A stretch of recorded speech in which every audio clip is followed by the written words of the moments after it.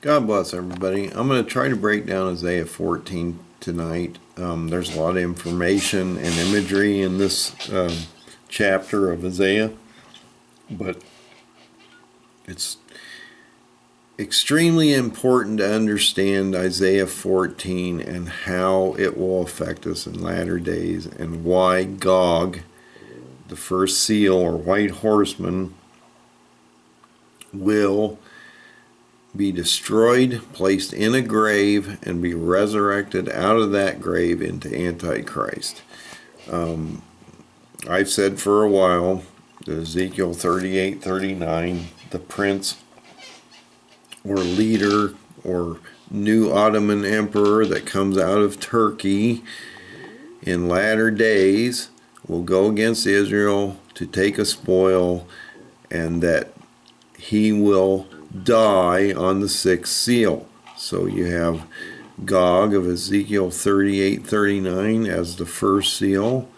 He goes against Israel, dies on the sixth seal. All men on the planet or on the earth feel this event. It moves islands and mountains and everything. It's felt throughout all of God's mountains, so every man will feel it. And Gog and all of his armies will die as they go against Israel, attack Jerusalem. And on that sixth seal, when that white horseman gets to Israel, he will kill them by God's hand. It says he's going to have surgical strikes, kill all of Gog's men. And the 10 nations that go against Israel, he will have brother against brother, men against men. They will kill each other. Gog is dead now. Their new Ottoman emperor is dead. So, basically they're confused. And from that, we will see what happens in Daniel 8, which from these 10 nations that are now dead on the ground, you will see 4 regions come forth, and from one of those, a little horn named Antichrist. Well, that's extremely important as we get into Isaiah, and I'll show you what I mean by that. So we're talking about, again, the new Ottoman Empire, the president of Turkey is the White Horseman. He kills basically all of them because he smites the bow and the arrow, the White Horseman, the bow and the arrows out of his hands, and he destroys him against the mountains of Israel, and he places fire against Magog, which is Turkey, and this all happens in latter days, and they burn the weapons from this war between the first and the sixth seal for 7 years, which is basically equated to the 7-year covenant of death, is what they're trying to allude to here. I actually believe that time is shortened, but I'll explain that in a little while. Because God tells us all his elect, or no one of his will be left if he doesn't shorten the second half after abomination on the 1260 days. Excuse me. So he's going to bury Gog and all his multitudes in the Valley of Hamongog. And it will take 7 months for them to mark all these bones and carcasses and different dead bodies and things, and they'll place them in this Valley of Hamongog, and they'll actually create a city because there's going to be so much commerce here due to the amount of death and destruction that's happened and the effort that's going to take to bury all these bodies. So that's what 38:39 of Ezekiel states, is that you're going to have this latter-day king, Ottoman emperor, go against Israel. He's going to die on the sixth seal. The whole world's going to feel it because it's a global event, just as the sixth seal is in Revelation. And that basically he's going to knock out his arrow and bow, and he's going to kill him. And he's going to put him in this grave in Hamongog. And so how does that affect us in Isaiah 14? Well, it tells us, God says, listen, between 1 and 7, I'm going to give you the breakdown of this whole thing. I'm going to put you into the sorrows, which are the seals. which is Ezekiel 37, which is basically the dry bones that are brought back and replenished into Israel and Jerusalem, which is what's happened in the last 70 years.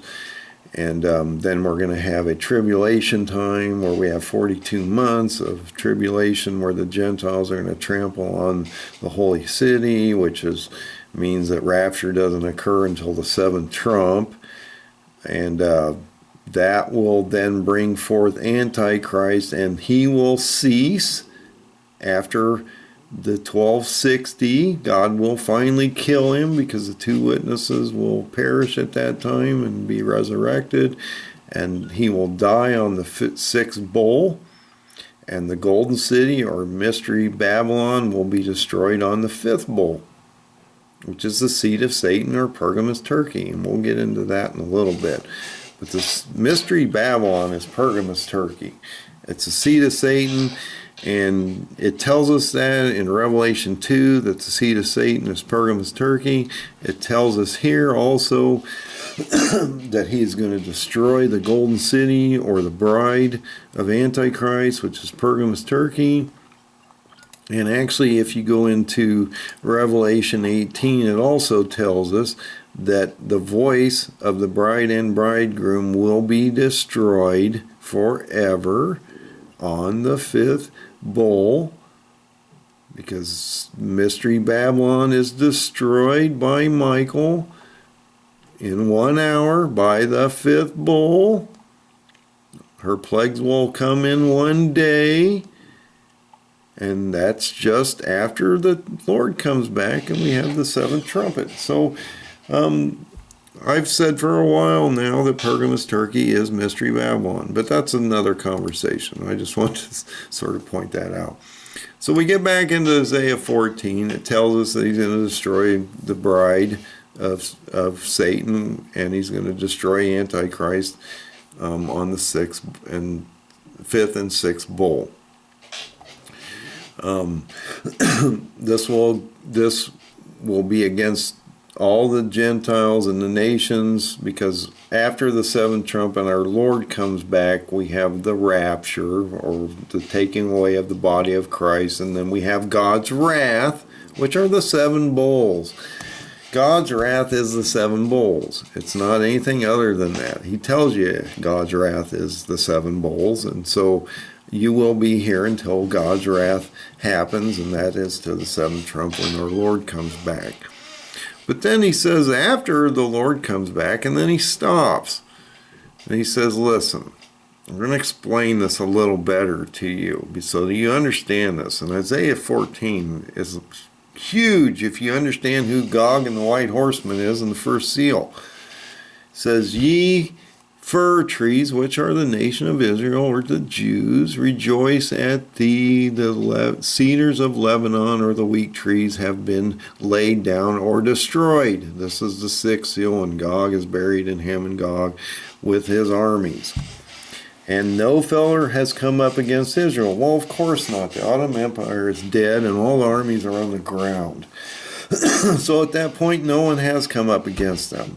It's pretty quiet at that point, I would think, other than we're going to have this power grab of the 10 nations that are now dead on the ground from the collection of the 10 horns, which go against Israel. All these armies are dead now, and 4 regions will pop up, as Daniel 8 states, and from that, the little horn will come out. Well, it says here, after Gog dies, in verse 8, in verse 9 it says something really interesting. Hell from beneath is moved to thee, or for thee. So Gog's dead here, and on the fifth trumpet, Michael's moving hell to Gog to meet thee at thy coming, because he's throwing Satan out of heaven at that time. And you can go to Revelation and look at when he's pulling the beasts of the sea and the earth up. Michael sets his feet on both sides of the pit on the fifth trumpet. the pit opens up, and on the sixth trumpet, he brings forth the false prophet and Antichrist. So you can see that's happening. But first of all, Gog and his armies are dead and they're buried. All of them are dead and buried. And then he's moving this bottomless pit to Hamongog. And it says that he's going to meet the bottomless pit. Hell from beneath is moved to thee, to meet thee at thy coming. So hell is moving to Hamongog as Satan is being thrown down, and they're going to resurrect Gog out of this grave. And I'm going to show you this. This is interesting. You think I'm crazy here, but keep watching this. So when Gog's dead, he's placed in hell and Hades holding him, so that he can then be brought forward and resurrected into Antichrist as Satan is being thrown down, because Satan's not the one that's on the ground. It's Antichrist, which is a dead, resurrected Gog. And it tells us this. It says, all shall speak and say unto thee, Gog, thou art become weak as we. Well, of course, because you are dead, and you become like us. You become flesh that can rot. You're not you're no special emperor at this time. You're a dead person in the ground.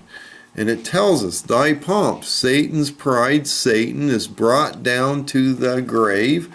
Where? In Hamongog. Because Michael's throwing Satan out on the fifth trumpet, and Satan is resurrecting Gog into Antichrist on the sixth trumpet.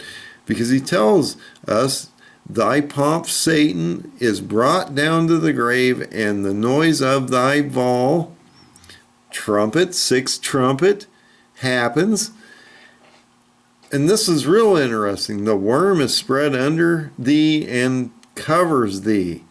Well, why would you say that? Because Gog is dead up here, and now he's rotting for 7 months, and he's in the grave.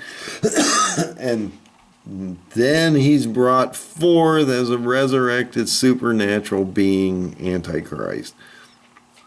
And it says in 12, thou art fallen from heaven, O Lucifer, son of the morning.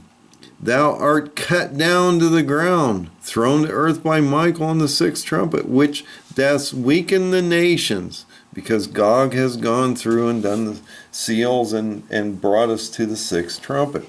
Because he's dead, and we have this resurrection event happening. And the trumps are going to build up to this resurrection event. It's going to be extremely... people are going to be shaken. And so when this thing pops out, they're going to be ready for just about anything to... take away a lot of their pain and misery as all this death and destruction is happening around them. So he then talks about the Gentiles again doing the 42 months unto abomination. And on 15 it says, ye thou, Satan, shall be brought down to hell. So Satan is being brought to the grave, the bottomless pit on the sixth trumpet, to the sides of the pit, which are the fifth trumpet, when the pit opens, where Michael's standing, and Antichrist is going to raise out of this grave. I don't know how much more plain he can tell you this. He's told you a number of times he's going to resurrect this guy out of the grave at this point. I don't know where you go with this. It goes even further. So he's not done. He's telling you this is happening. So all the kings of the nations in 18 here, we're still in Isaiah 14, but we're in verse 18 now. All the kings of the nations, even all of them, lie in their glory. They're dead in the grave. Every one of them in their own home, or in their own house, their own tomb. The Gog-Magog war, Gog and all his armies are dead on the sixth seal, and they basically are then going to be resurrected, because it tells you in 19, but thou, Antichrist, art cast out of the grave like an abominable branch. which is Gog being resurrected into Antichrist on the sixth trumpet after the bottomless pit opens on the fifth trumpet by Michael.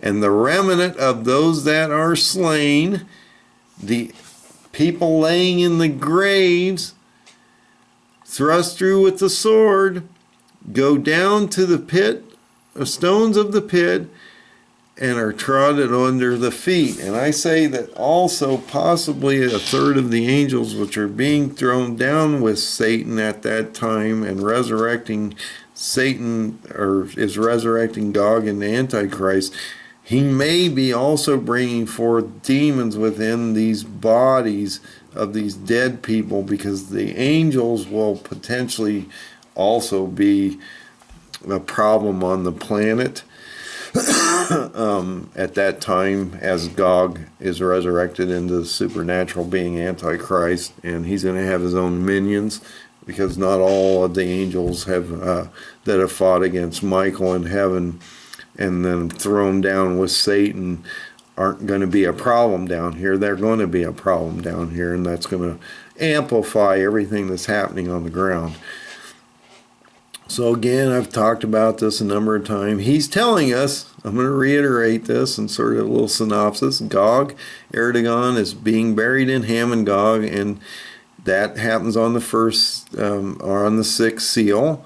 Michael moves the bottomless pit to Gog and buries him. He opens that pit on the fifth trumpet, as Isaiah 14:9 states.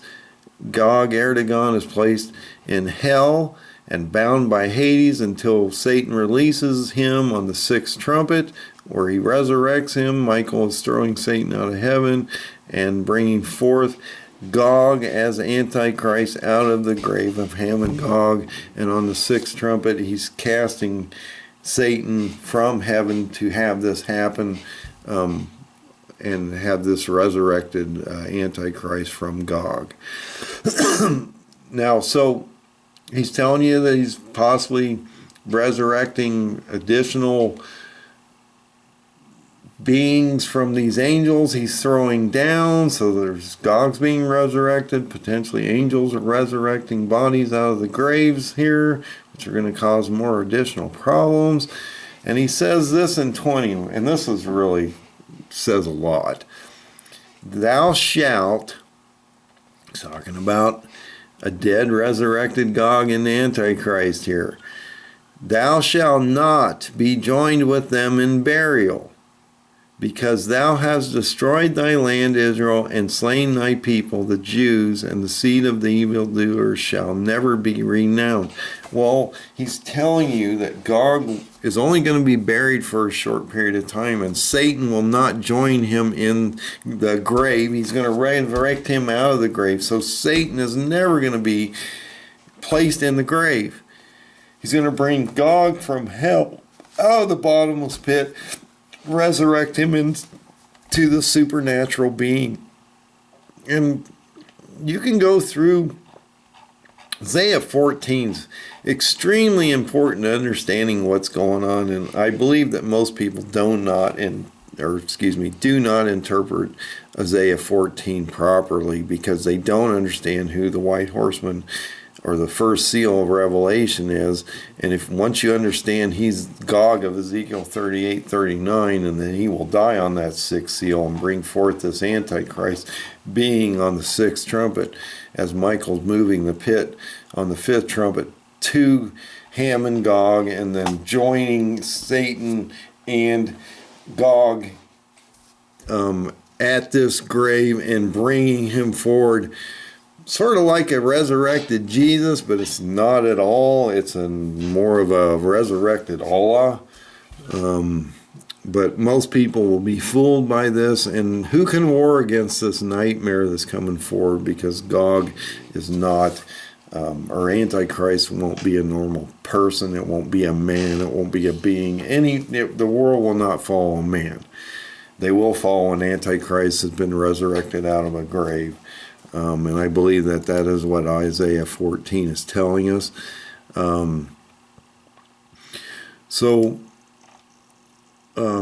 We see a lot going on in these chapters, it's extremely important that we understand that in Isaiah, all these elements are happening. It's telling us what's going to come. And it's important. It's even alluding to Mystery Babylon is in here. And I think if you look at the Mystery Babylon angle that I've given you, and I will go into this more, but I've said for a while that I don't think it's Mecca. I do not believe they're going to walk around a rock. And Antichrist will only allow him to exalt him, not necessarily anything else. And so a lot of these things like Damascus, Mecca, the rock, things like that, the Temple Mount, and other things will, even possibly Pergamus originally will be destroyed by God's fire on the sixth seal as he's throwing surgical strikes on Gog and his armies. But these things will be, especially the Temple Mount and Pergamus, Mystery Babylon will be rebuilt in those 3.5 years for abomination. So that's a pretty key thing to look at. Daniel 8, it states a lot. It's talking about Gog, which is the great horn that's been broken. For notable regions or kingdoms will come forth, and we will see this little horn, which will be Antichrist, which comes out of that grave. So that's what Daniel 8's talking about there. And you can look at that. At more, but I just wanted to go over that. I believe it's important that we understand Isaiah 14 a little better. I don't think most people do. I think once you see it, the breakdown of Isaiah 14, you'll understand just how important this chapter is, and that it does directly relate us to Gog of Ezekiel 38-39, which is the White Horseman, or the first seal of Revelation, which will die on the sixth seal and be resurrected into Antichrist on the sixth trumpet. Thank you very much, and if you have any questions, please post them. I will be happy to answer anything that I can. But this is extremely important that we understand this, and I am trying to have a different kind of a conversation here because nobody seems to understand just how all this happens. So trying to look for answers, guys, and any questions or comments would be appreciated. Thank you so much. Have a great night.